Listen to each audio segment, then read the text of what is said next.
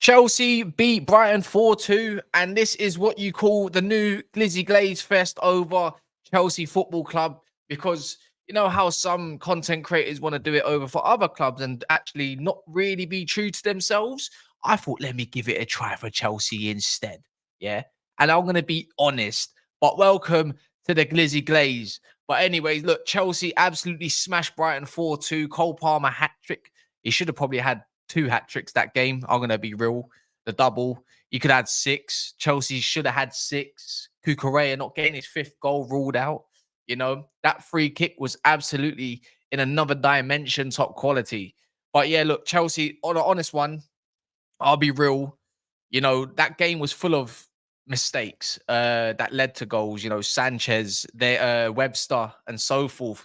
But I'll be honest, bar the first half, yes, Brighton looked like they could do a bit of damage. There was some insecure moments from Chelsea's back line as well. Caicedo giving it to Colwill when he shouldn't. He should have just got rid, really. That was an absolute howler. But other than that, Chelsea second half put an absolute control and display on. You know, it comes to the point where you have to say, you know, whether a team has finally moved above and beyond from what they were. And I think it's kind of safe to say, as of now, anyways, that Chelsea have done that. You know, like Arsenal, like Liverpool, when they first got bought and stuff like that. You know, they finished in certain positions. They've gone from strength to strength. You know, that's exactly what Maresca has done.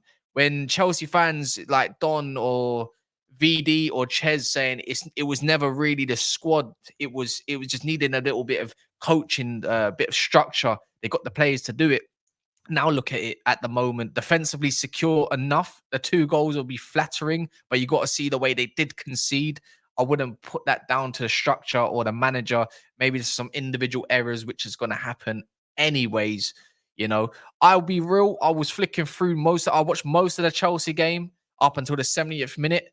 And then I was flicking through the Arsenal game, getting a little bit excited. You know, even you Chelsea fans watching this, like, we was all getting a little bit excited. But if anyone could probably go and do some challenging this year, potentially, it could be Chelsea Football Club. It isn't normal because you look at what comes off the bench, like Jao Felix and the rest of the crew. You know, it is Nkunku. It's a dangerous game we're playing. And you know what? Sancho, 3 assists in 3 games, and he looked very, very sharp, taking on Kajoglu as well down that line, and he was causing havoc. You know, Madueke needs to stop thinking about himself and think more about the team, because he could have registered himself a couple more assists or a couple extra assists anyways to his name. But it was a good display. And you know what the maddest thing is? I don't believe Chelsea even had to really get out crazy gears, because it looked like the guys were just having fun out there eventually. I don't feel like they were ever under pressure. Even when they went, it was 3-2. You know, they could have conceded again straight away, but settle nerves. Cold Palmer, he comes up with the goods again straight away. That free kick, oh my word, was insane. And you know what? Maybe Chelsea fans deserve their break in it. You know, it's been an absolute horrendous couple years for their standards. And you know what? Out of all the evils of the rivals, so-called top six, I'm happy it's Chelsea. You know, I need a different club to go in the mud. I'm in the mud. I understand that. And you know what? It's going to get underrated and probably not spoken about enough from rivals as well. The first goal, what Jackson did to set up Cole Palmer for the first goal, that has to be applauded in some capacity. Most strikers would go for the goal there. You know, I thought Jackson might have lost the ball, but maybe he got a shout. I think Cole Palmer must have shouted across. And there you go. There you have it. He assisted him. And it was a nice assist. And that partnership there is flourishing. And you lot can laugh and make videos and say, like, we were making videos on Son and Kane and this, that, and the other, yada, yada, yada. But it's a real partnership right there. And now it's just about adding little other partnerships, whether it's Sancho, whether it's Neto, Felix, and Kunku. It doesn't matter. It's looking like Chelsea's best 11 is now on show. Lavia's come back, and we all know Maresca likes him, but it's been a great display.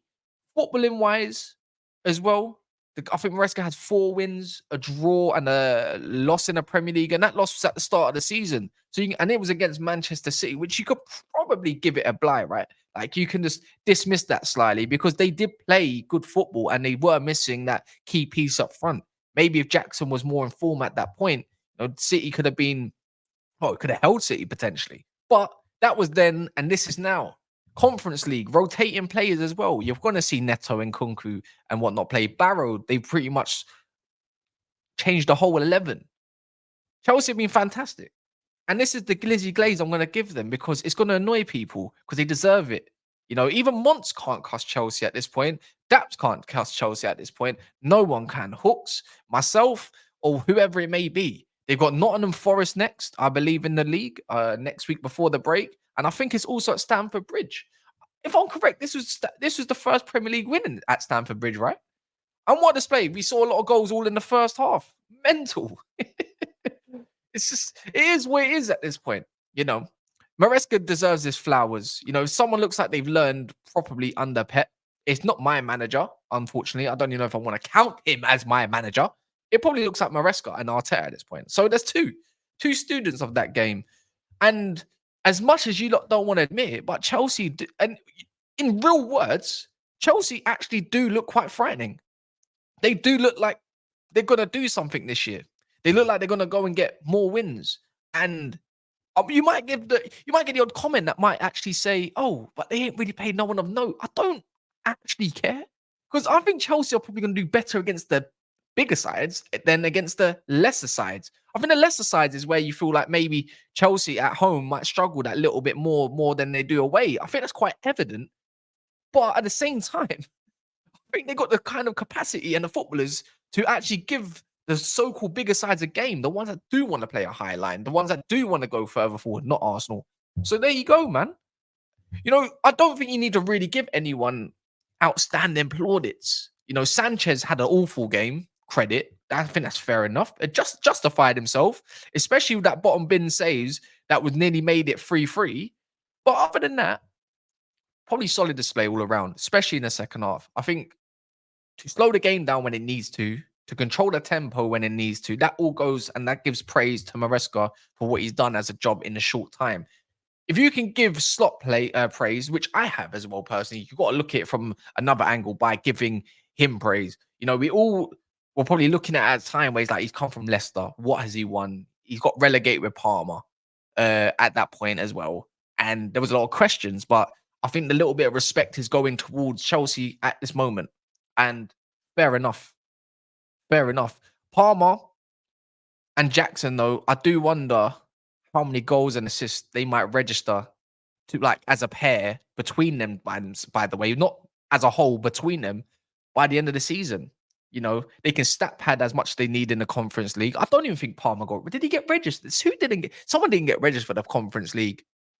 But either way, I don't actually give a damn. And there's a lot of competition for places, which is healthy. Defenders, the midfielders, and the forwards. Now, where does it go wrong? You asked me. They got a couple testing games coming up. And if any of you noticed in the title, there's a glazing donut. So on the O, that's what we're going to do. We're going to change the game. The Gliz Fest must change. The praise change must change.